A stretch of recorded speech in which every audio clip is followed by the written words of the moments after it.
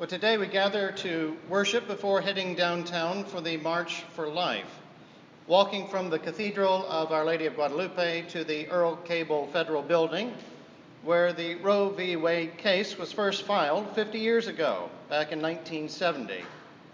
Standing together as we do so as Christians and people of goodwill, asking God to change our culture and our laws to reflect His value of life and His love for the least.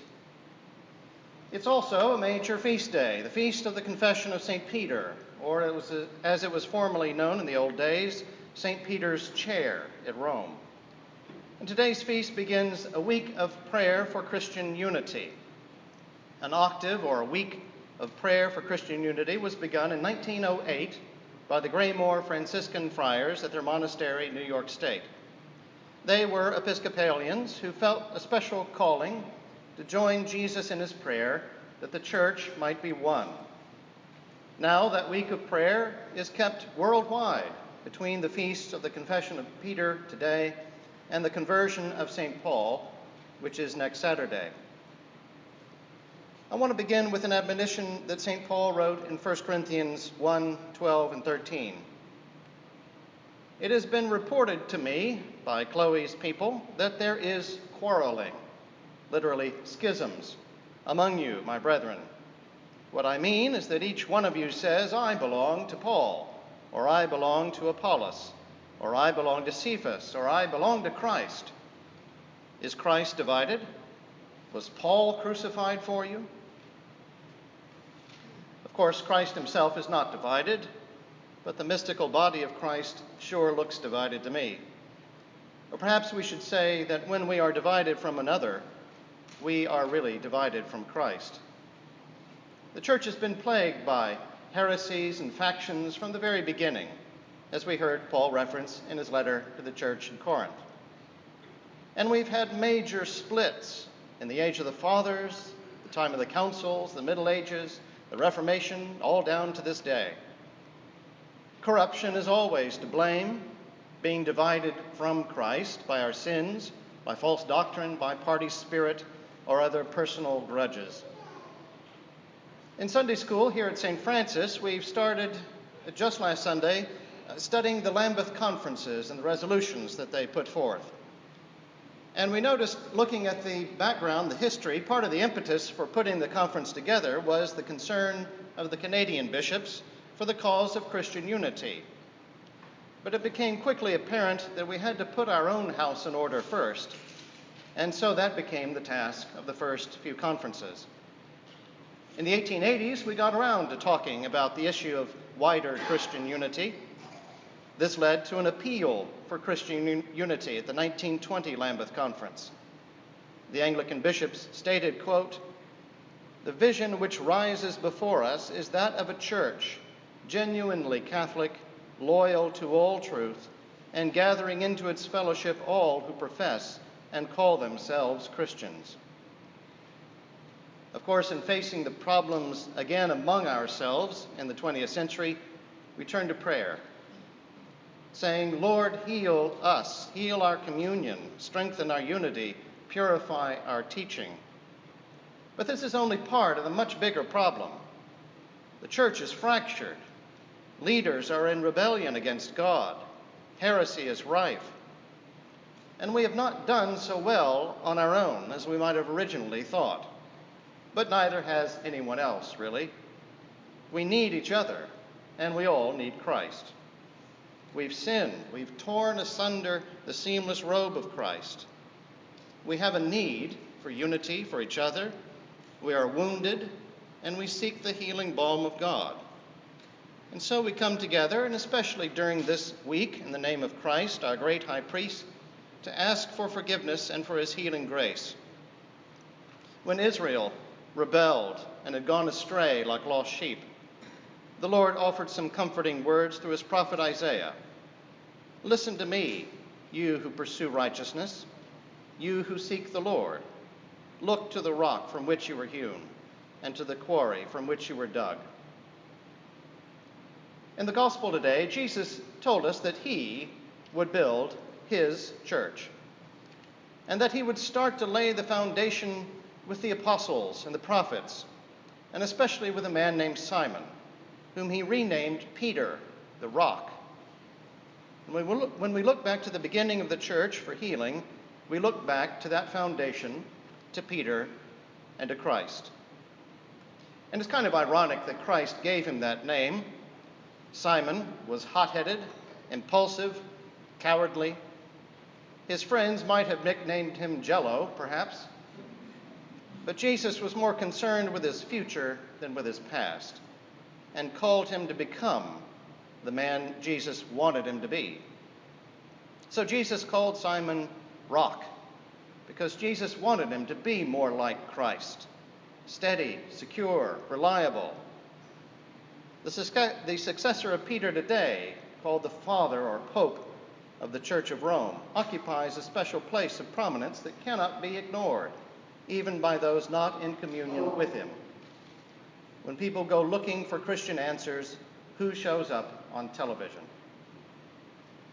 St. Augustine put it this way back in his day: "For if the order of succession of bishops is to be considered, how much more surely, truly, and safely do we number them from Peter, to whom, as representing the whole church, the Lord said, 'Upon this rock I will build my church, and the gates of hell shall not prevail against it.'" And his specific ministry, from the words of Jesus himself in the gospel, is that the rock is called to strengthen the brethren. And we find that when we stand together and act in solidarity, we do indeed strengthen one another and become more Christ-like. That's perhaps nowhere as more evident than in the kind of thing that we do today.